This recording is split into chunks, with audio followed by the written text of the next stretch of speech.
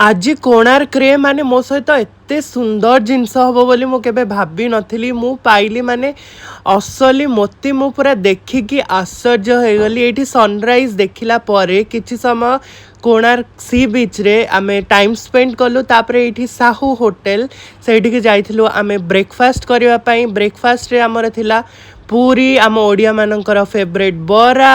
तापर ये मुझे सब खाइली आउ तांकर छोलेटा मु आनी हेले भल लगिलानी। जहाँ भी हो एते सुंदर ब्रेकफास्ट करिकिना माने पळे आसिलु कोणार्क। कोणार्क रे बहुत खरा होतला सत कहबी। टिके समय आमे एठी बसिलु तापरे आम पाखक आसिले माने मोती नै कि आमे भाबिलु फेक, किंतु जे माने जळै कि देखेले मु पूरा शॉक।